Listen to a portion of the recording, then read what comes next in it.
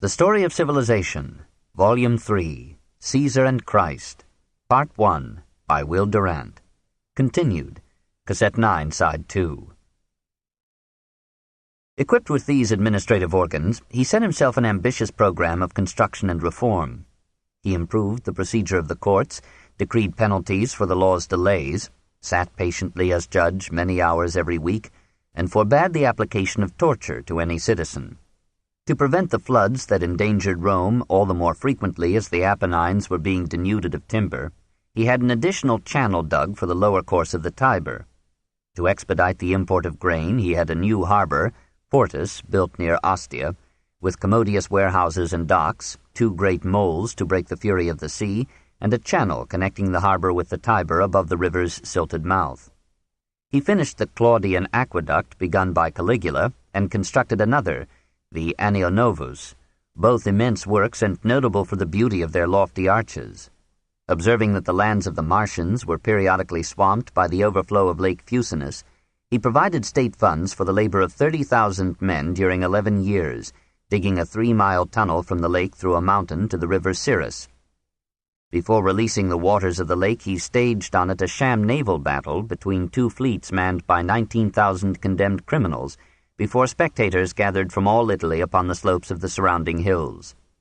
The combatants saluted the emperor with a historic phrase, Ave Caesar, morituri salutamus te. Hail Caesar, we who are about to die salute you. The provinces prospered under him as in Augustan days. He punished decisively the malfeasance of officials, except in the case of Felix, procurator of Judea, whose misrule was concealed from him by Pallas, brother of St. Paul's inquisitor. He busied himself with every phase of provincial affairs. His edicts and inscriptions, found throughout the empire, are marked by his characteristic fussiness and prolixity, but they show a mind and will intelligently devoted to the public good. He labored to improve communication and transport, to protect travelers from brigandage, and to reduce the cost of the official post to the communities it served. Like Caesar, he wished to raise the provinces to the level of Italy in a Roman commonwealth. He carried out Caesar's design in granting full citizenship to Transalpine Gaul. If he had had his way, he would have enfranchised all freemen in the empire.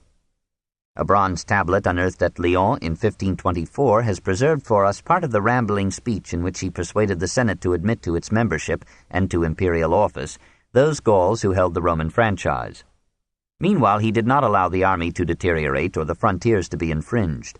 His legions were kept busy and fit, and great generals like Corbulo, Vespasian, and Paulinus developed under his choice and encouragement.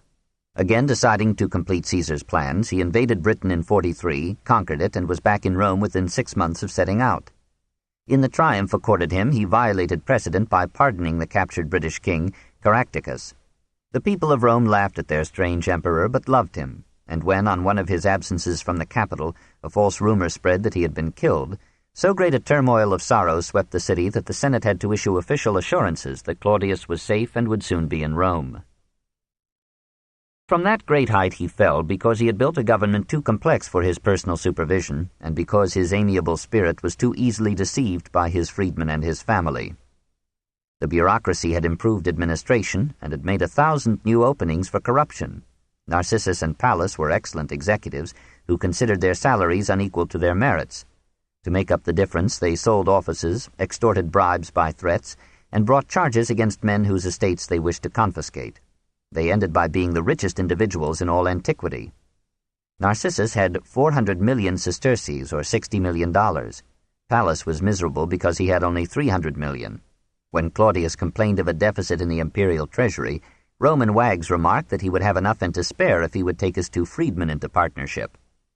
The old aristocratic families, now comparatively poor, looked with horror upon these accumulations and powers, and burned with anger when they had to court ex-slaves to obtain a word with the emperor. Claudius was busy writing to appointees and scholars, preparing edicts and speeches, and attending to the needs of his wife. Such a man should have lived like a monk and barricaded himself against love. His wives proved a ruinous distraction, and his domestic policy was not as successful as his foreign. Like Caligula, he married 4 times. His first wife died on her wedding day. The next 2 he divorced. Then, aged 48, he married Valeria Messalina, 16. She was not unusually pretty, her head was flat, her face florid, her chest malformed. But a woman need not be beautiful to commit adultery. When Claudius became emperor, she assumed the rights and manners of a queen, rode in his triumph, and had her birthday celebrated throughout the empire. She fell in love with the dancer Menester. When he rejected her advances, she begged her husband to bid him to be more obedient to her requests. Claudius complied, whereupon the dancer yielded to her patriotically. Messalina rejoiced at the simplicity of her formula and adopted it with other men. Those who still refused her were accused of invented crimes by officials pliant to her influence, and found themselves deprived of their property and their liberty, sometimes of their lives. Perhaps the emperor tolerated these irregularities to secure indulgence for his own. He was immoderate in his passion for women, says Suetonius, who adds, as a startling distinction, that Claudius was wholly free from unnatural vice. Messalina, says Dio, gave him attractive housemaids for bedfellows. Needing funds for her escapades, the empress sold offices, recommendations, and contracts. Juvenal has handed down the story that she would disguise herself, enter a brothel, receive all comers, and gladly pocket their fees. The tale was probably taken from the lost memoirs of Messalina's successor and foe, the younger Agrippina. While Claudius, says Tacitus, devoted all his time to the duties of his censorial office, including the supervision and improvement of Roman morals, Messalina gave a loose to love, and at last, while her husband was in Ostia, formally married a handsome youth, Caius Silius, with pomp and all accustomed rites. Narcissus informed the emperor through the latter's concubines, and told him that an uprising was being planned to kill him and put Silius on the throne. Claudius rushed back to Rome, summoned the Praetorian Guard, had Silius and other lovers of Messalina slain, and then retired in nervous exhaustion to his rooms. The empress hid herself in those gardens of Lucullus, which she had confiscated for her pleasure. Claudius sent her a message inviting her to come and plead her cause. Fearing that the emperor would forgive her and turn against him, Narcissus dispatched some soldiers with instructions to kill her. They found her alone with her mother, slew her with one blow, and left her corpse in her mother's arms, this in 48. Claudius told the Praetorian Guard that if he should ever marry again, they would be justified in killing him. He never mentioned Messalina again. Within a year he was hesitating whether to marry Lollia Paulina or the younger Agrippina. Lollia, ex-wife of Caligula, was rich. Sometimes, we are told, she wore jewelry worth 40 million sesterces. Perhaps Claudius admired her money more than her taste. Agrippina was the daughter of the elder Agrippina and Germanicus. She, too, had in her the unreconciled blood of Octavian and Antony, and had succeeded to the beauty, ability, resolution, and unscrupulous vindictiveness of her mother. She was already twice a widow. By her first husband, Gnaeus Domitius Ahenobarbus, she had a son Nero, whose enthronement became the ruling passion of her life, and from her second husband, Caius Crispus, whom rumor accused her of poisoning, she inherited the wealth that sinewed her aims. Her problem was to become the wife of Claudius, to get rid of his son Britannicus, and make Nero by adoption heir to the empire. The fact that she was Claudius's niece did not deter her, but gave her opportunities for fond intimacies that stirred the aging ruler in no avuncular way. Suddenly he appeared before the Senate and asked it to bid him marry again for the good of the state. The Senate complied, the Praetorians laughed, and Agrippina reached the throne in 48. She was 32, Claudius 57. His energies were failing, hers were at their height. Playing upon him with all her charms, she persuaded him to adopt Nero as his son, and to give his 13-year-old daughter Octavia to the 16-year-old youth in marriage, this in 53. She assumed more and more political power with each year, and finally sat beside him on the imperial dais. She recalled the philosopher Seneca from the exile to which Claudius had condemned him, and made him the tutor of her son in 49. And she had her friend Burrus appointed prefect of the Praetorian Guard. So poised, she ruled with a virile hand and established order and economy in the imperial household. Her ascendancy might have been a boon to Rome had she not indulged her avarice and her revenge. She had Lollia Paulina put to death because Claudius, in a careless moment which no wife forgives, remarked on the elegance of Lollia's figure. She had Marcus Silanus poisoned because she feared that Claudius might name him his heir. She conspired with Pallas to overthrow Narcissus, and this moneyed potentate, as faithful as he was corrupt, ended his career in a dungeon. The emperor, weakened by ill health, many labors, and sexual enterprise, allowed Pallas and Agrippina to establish another reign of terror. Men were accused, exiled, or killed because the treasury was exhausted by public works and games and needed replenishment by confiscated wealth. 35 senators and 300 knights were condemned to death in the 13 years of Claudius's reign. Some of these executions may have been justified by actual conspiracy or crime. We do not know. Nero later claimed that he had examined all the papers of Claudius, and that from these it appeared that not one prosecution had been set on foot by the emperor's order. After 5 years of his fifth marriage, Claudius awakened to what Agrippina was doing. He resolved to put an end to her power and circumvent her plans for Nero by naming Britannicus his heir. But Agrippina had more determination and less scruple. Perceiving the emperor's intentions, she risked everything. She fed Claudius poisonous mushrooms, and he died after 12 hours of agony, without being able to utter a word, this in 54. When the Senate deified him, Nero, already enthroned, remarked that mushrooms must be the food of the gods, since by eating them Claudius had become divine. 4. Nero. On his father's side, Nero belonged to the Domitii Aenobarbi, so named from the bronze-like beards that ran in the family. For 500 years they had been famous in Rome for ability, recklessness, haughtiness, courage, and cruelty. Nero's paternal grandfather had a passion for games and the stage, drove a chariot in the races, spent money with open hand on wild beasts and gladiatorial shows, and had to be reproved by Augustus for barbarous treatment of his employees and slaves. He married Antonia, daughter of Antony and Octavia. Their son, Gnaeus Domitius, enhanced the reputation of the family by adultery, incest, brutality, and treason. In AD 28 he married the second Agrippina, then 13 years old. Knowing his wife's ancestry and his own, he concluded that no good man can possibly be born from us. They named their only child Lucius, added the cognomen Nero, meaning, in the Sabine tongue, valiant and strong. The chief authors of his education were Cheiremen the Stoic, who taught him Greek, and Seneca, who taught him literature and morals but not philosophy. Agrippina forbade the last on the ground that it would unfit Nero for government. The result was creditable to philosophy. Like many a teacher, Seneca complained that his labors were thwarted by the mother. The boy would run to her when reproved and was sure to be comforted. Seneca sought to train him in modesty and courtesy, simplicity and stoicism.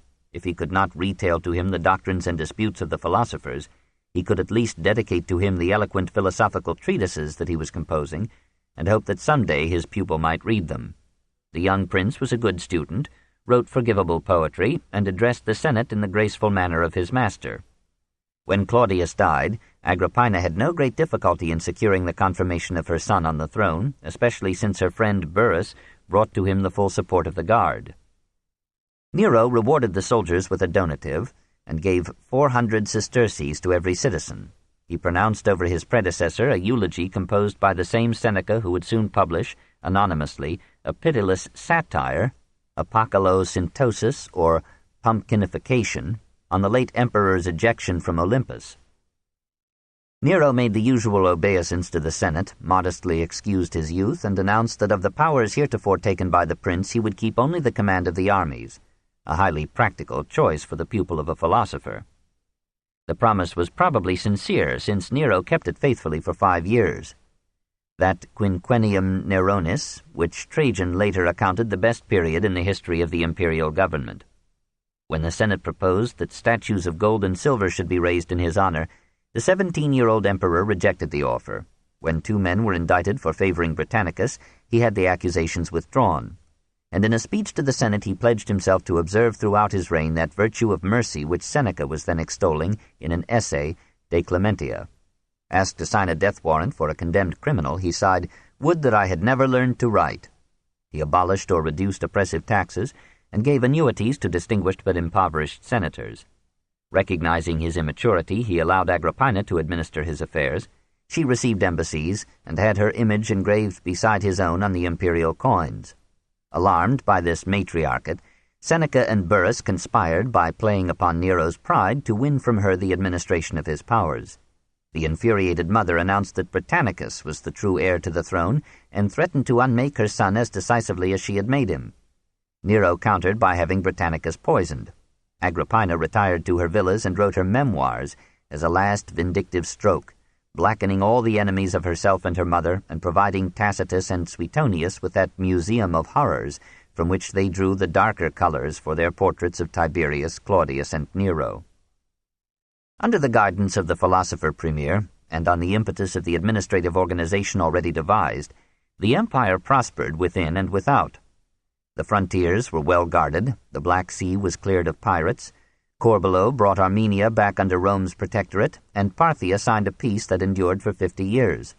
Corruption was reduced in the courts and the provinces, bureaucratic personnel was improved, the treasury was managed with economy and wisdom.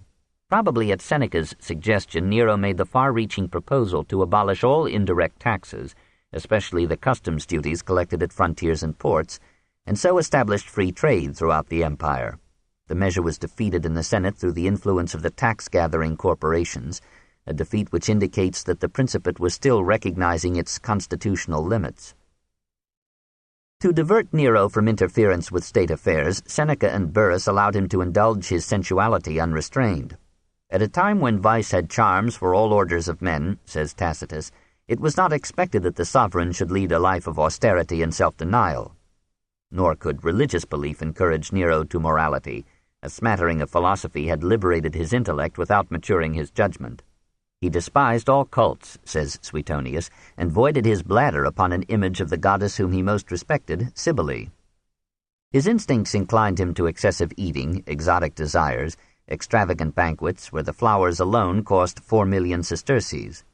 Only misers, he said, counted what they spent. He admired and envied Caius Petronius, for that rich aristocrat taught him new ways of combining vice with taste. Petronius, says Tacitus in a classic description of the Epicurean's ideal, passed his days in sleep and his nights in business, joy, and revelry. Indolence was at once his passion and his road to fame.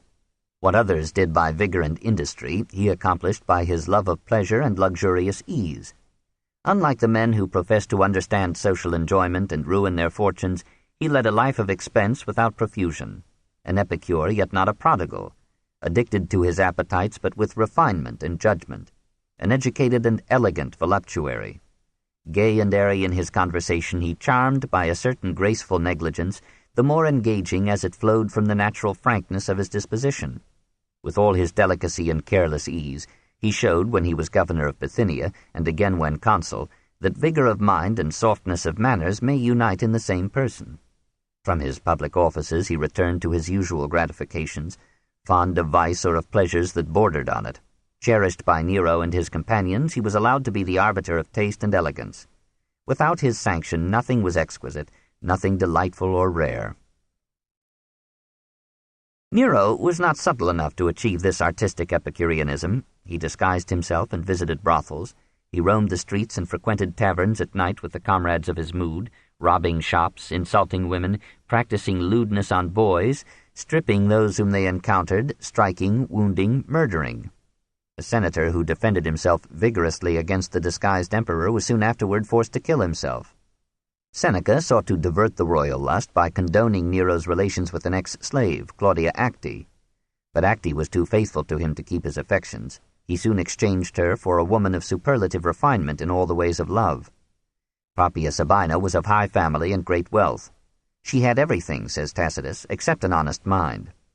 She was one of those women who spend all the day in adorning their persons, and exist only when they are desired.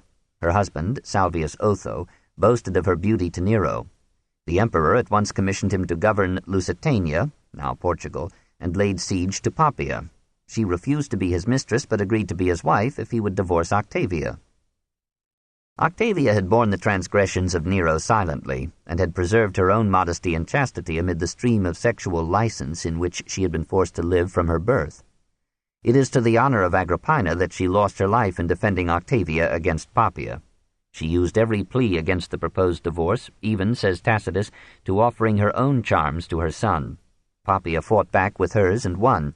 Youth was served. She taunted Nero with being afraid of his mother, and led him to believe that Agrippina was plotting his fall.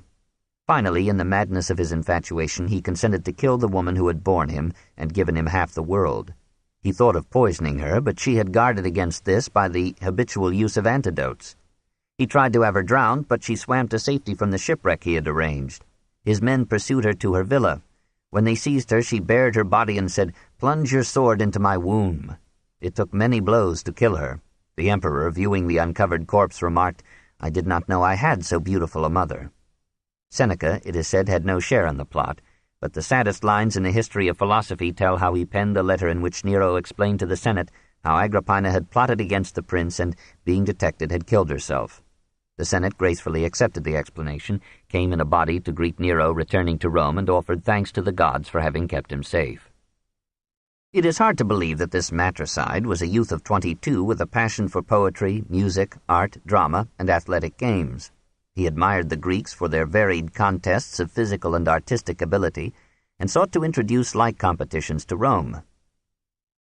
In 59 he instituted the Ludi Juvenales, or Youth Games, and a year later he inaugurated the Neronia on the model of the quadrennial festival at Olympia, with contests in horse racing, athletics, and music, which included oratory and poetry.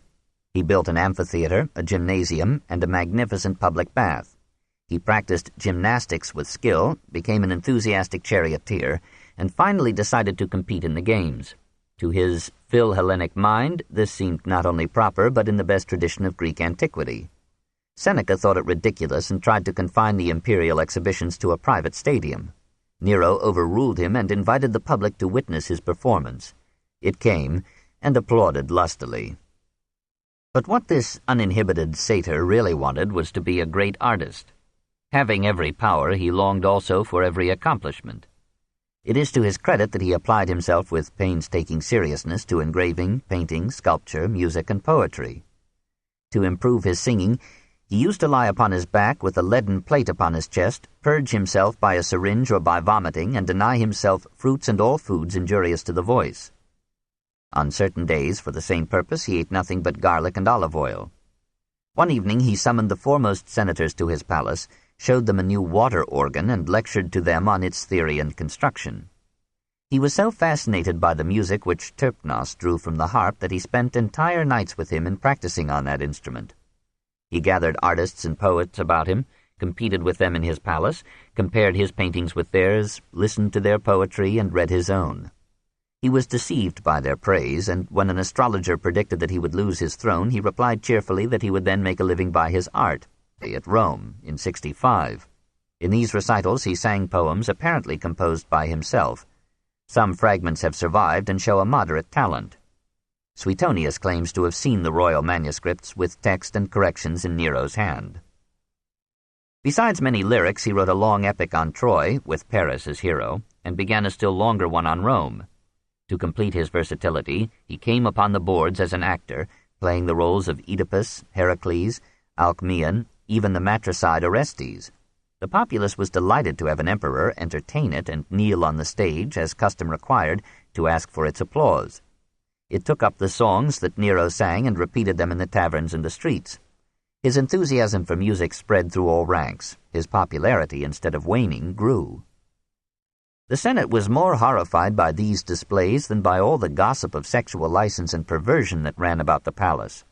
Nero replied that the Greek custom of confining athletic and artistic competitions to the citizen class was better than the Roman custom of leaving these to the slaves. Certainly the contests should not take the form of slowly executing criminals. The young murderer decreed that so long as he ruled, no combat in the arenas should be carried to the death. To restore the Greek tradition and dignify his own performances, he persuaded or compelled certain senators to compete in public as actors, musicians, athletes, gladiators, and charioteers. Some patricians, like Thracia Petus, showed their disapproval of his ways by absenting themselves from the Senate when Nero came to address it. Some others, like Helvidius Priscus, denounced him violently in those aristocratic salons that had become the last refuge of free speech. And the Stoic philosophers in Rome spoke ever more openly against this impish Epicurean on the throne.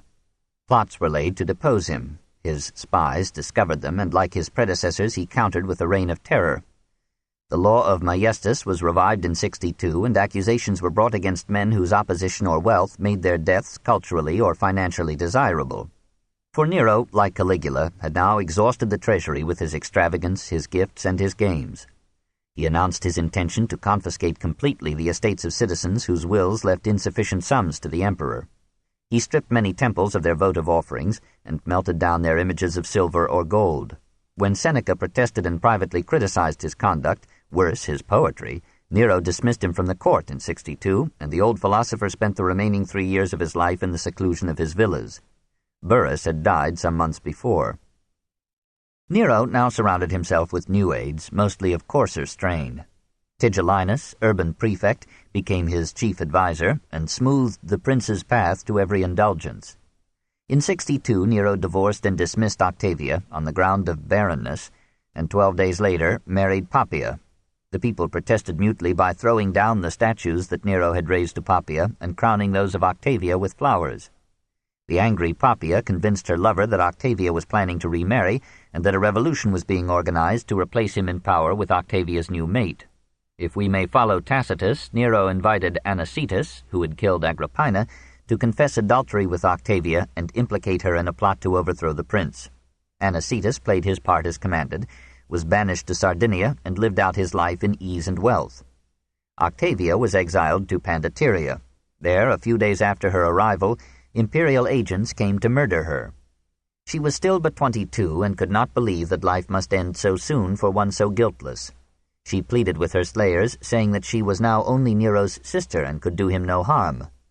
They cut off her head and brought it to Poppaea for their reward. The Senate, informed that Octavia was dead, thanked the gods for having again preserved the emperor. Nero himself was now a god. After the death of Agrippina, a consul-elect had proposed a temple to the deified Nero. When in 63 Poppaea bore him a daughter who died soon afterward, the child was voted a divinity. When Tiridates came to receive the crown of Armenia, he knelt and worshipped the emperor as Mithras.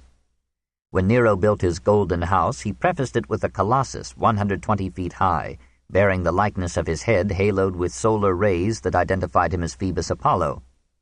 Actually, he was now, at 25, a degenerate with swollen paunch, weak and slender limbs, fat face, blotched skin, curly yellow hair, and dull gray eyes.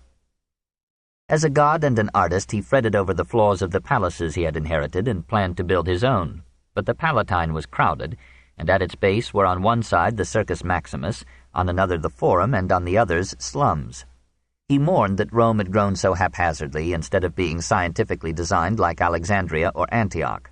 He dreamed of rebuilding Rome, of being its second founder, and renaming it Neropolis.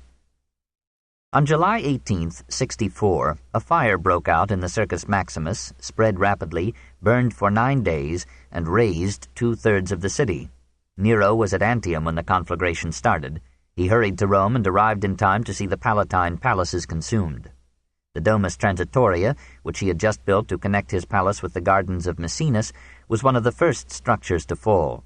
The Forum and the Capitol escaped, and the region west of the Tiber. Throughout the remainder of the city, countless homes, temples, precious manuscripts, and works of art were destroyed. Thousands of people lost their lives amid falling tenements in the crowded streets. Hundreds of thousands wandered shelterless through the nights, crazed with horror, and listening to rumors that Nero had ordered the fire, was scattering incendiaries to renew it, and was watching it from the tower of Messinus while singing his lines on the sack of Troy and accompanying himself on the lyre. Tacitus, Suetonius, and Dio Cassius all agree in accusing Nero of starting and renewing the fire in order to rebuild Rome. There is no proof of his guilt or innocence. He energetically guided attempts to control or localize the flames and to provide relief. He ordered all public buildings and the imperial gardens to be thrown open to the destitute. He raised a city of tents on the field of Mars, requisitioned food from the surrounding country, and arranged for the feeding of the people. He bore without remonstrance the accusatory lampoons and inscriptions of the infuriated populace. According to Tacitus, whose senatorial prejudice must always be remembered, he cast about for some scapegoat and found one in a race of men detested for their evil practices and commonly called Crestiani. The name was derived from Crestus, who in the region of Tiberias suffered under Pontius Pilate, procurator of Judea. By that event, the sect of which he was the founder received a blow which for a time checked the growth of a dangerous superstition.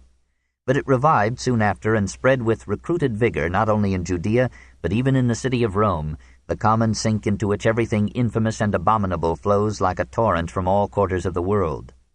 Nero proceeded with his usual artifice. He found a set of profligate and abandoned wretches who were induced to confess themselves guilty. and on the evidence of such men a number of Christians were convicted, not indeed on clear evidence of having set the city on fire, but rather on account of their sullen hatred of the whole human race. They were put to death with exquisite cruelty, and to their sufferings Nero added mockery and derision. Some were covered with skins of wild beasts and left to be devoured by dogs. Others were nailed to crosses, numbers of them were burned alive. Many, covered with inflammable matter, were set on fire to serve as torches during the night. At length, the brutality of these measures filled every breast with pity. Humanity relented in favor of the Christians. When the debris had been cleared away, Nero undertook with visible pleasure the restoration of the city along the lines of his dream. Contributions for this purpose were solicited or elicited from every city in the empire, and those whose homes had been destroyed were enabled to rebuild out of these funds. The new streets were made wide and straight, the new houses were required to have their facades and first stories of stone, and had to be sufficiently separated from other buildings to oppose a protective gap to the spread of fire. The springs that flowed beneath the city were channeled into a reserve water supply in case of future conflagrations. Out of the imperial treasury, Nero built porticos along the main thoroughfares, providing a shaded porch for thousands of homes. Antiquarians and old men missed the picturesque, time-hallowed sights of the old city, but soon all agreed that a healthier, safer, and fairer Rome had risen from the fire. Nero might have earned forgiveness for his crimes had he now molded his life as he had remade his capital. But Poppaea died in 65 in advanced pregnancy, allegedly from a kick in the stomach. Rumor said this had been Nero's answer to her reproaches for having come home late from the races. He grieved bitterly over her passing, for he had eagerly awaited an heir. He had her body embalmed with rare spices, gave her a pompous funeral, and delivered a eulogy over the corpse. Having found a youth, Sporus, who closely resembled Poppaea, he had him castrated, married him by a formal ceremony, and used him in every way like a woman, whereupon a wit expressed the wish that Nero's father had had such a wife. In the same year he began the building of his golden house, and its extravagant decoration, cost, and extent, covering an area that once had sheltered many thousands of the poor, renewed the resentment of the aristocracy and the suspicions of the plebs.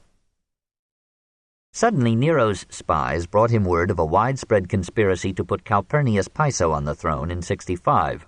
His agents seized some minor personages in the plot, and by torture or threat drew from them confessions implicating, among others, Lucan the poet and Seneca. Bit by bit the whole plan was laid bare. Nero's revenge was so savage that Rome credited the rumor that he had vowed to wipe out the whole senatorial class. When Seneca received the command to kill himself, he argued for a while and then complied. Lucan, likewise, opened his veins and died reciting his poetry. Tigellinus, jealous of Petronius's popularity with Nero, bribed one of the epicure's slaves to testify against his master, and induced Nero to order Petronius's death. Petronius died leisurely, opening his veins and then closing them, conversing in his usual light manner with his friends and reading poetry to them. After a walk and a nap, he opened his veins again and passed away quietly. Thrasea Paetus, the leading exponent of the Stoic philosophy in the Senate, was condemned not for taking part in the plot, but on the general ground of deficient enthusiasm for the emperor, for not enjoying Nero's singing, and for composing a laudatory life of Cato. His son-in-law Helvidius Priscus was merely banished, but 2 others were put to death for writing in their praise. Musonius Rufus, Stoic philosopher, and Cassius Longinus, a great jurist, were exiled. 2 brothers of Seneca, Aeneas Mela, father of Lucan, and Aeneas Novatus, the Gallio who in Corinth had freed St. Paul, were ordered to commit suicide. Having cleared the lines in his rear, Nero left in 66 to compete in the Olympic Games and make a concert tour of Greece. The Greeks, he remarked, are the only ones who have an ear for music.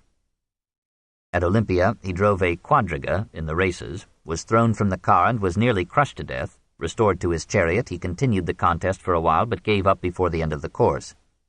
The judges, however, knew an emperor from an athlete and awarded him the crown of victory. Overcome with happiness when the crowd applauded him, he announced that thereafter not only Athens and Sparta but all Greece should be free, that is, exempt from any tribute to Rome.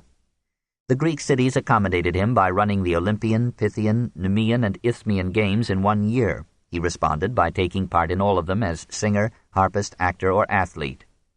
He obeyed the rules of the various competitions carefully, was all courtesy to his opponents, and gave them Roman citizenship as consolation for his invariable victories. Amid his tour, he received news that Judea was in revolt and that all the West was hot with rebellion. He sighed and continued his itinerary. When he sang in a theater, says Suetonius, no one was allowed to leave, even for the most urgent reasons, and so it was that some women gave birth there, while some feigned death to be carried out. At Corinth, he ordered work started on a canal to cut the isthmus as Caesar had planned. The task was begun, but was laid aside during the turmoil of the following year. Alarmed by further reports of uprisings and plots, Nero returned to Italy in 67, entered Rome in a formal triumph, and showed as trophies the 1,808 prizes he had won in Greece. Tragedy was rapidly catching up with his comedy. In March 68, the Gallic governor of Lyon, Julius Vindex, announced the independence of Gaul, and when Nero offered 2,500,000 sesterces for his head, Vindex retorted, "He who brings me Nero's head may have mine in return." Preparing to take the field against this virile antagonist, Nero's first care was to choose wagons to carry along with him his musical instruments and theatrical effects. But in April word came that Galba, commander of the Roman army in Spain, had joined fortunes with Vindex and was marching toward Rome. Hearing that the Praetorian Guard was ready to abandon Nero for proper remuneration, the Senate proclaimed Galba emperor. Nero put some poison into a small box and, so armed, fled from his golden house to the Servilian gardens on the road to Ostia. He asked such officers of the guard as were in the palace to accompany him. All refused, and one quoted to him a line of Virgil, "Is it then so hard to die?" He could not believe that the omnipotence which had ruined him had suddenly ceased. He sent appeals for help to various friends, but none replied. He went down to the Tiber to drown himself, but his courage failed him. Phaon, one of his freedmen, offered to conceal him in his villa on the Via Salaria. Nero grasped at the proposal and rode through the dark 4 miles out from the center of Rome. He spent that night in Phaon's cellar, clad in a soiled tunic, sleepless and hungry, and trembling at every sound. Phaon's courier brought word that the Senate had declared Nero a public enemy, had ordered his arrest, and had decreed that he should be punished after the ancient manner. Nero asked what this was. "The condemned man," he was told, "is stripped, is fastened to a post by a fork passing through his neck, and is then beaten to death." Terrified, he tried to stab himself, but he made the mistake of testing the poniard's point first, and found it disconcertingly sharp. "Qualis artifex pereo," he mourned. "What an artist dies in me." As a new day dawned, he heard the clatter of horses. The Senate's soldiers had tracked him down. Quoting a verse of poetry, "Hark, now strikes upon my ear the trampling of swift couriers," he drove a dagger into his throat. His hand faltered, and his freedman, Epaphroditus, helped him to press the blade home.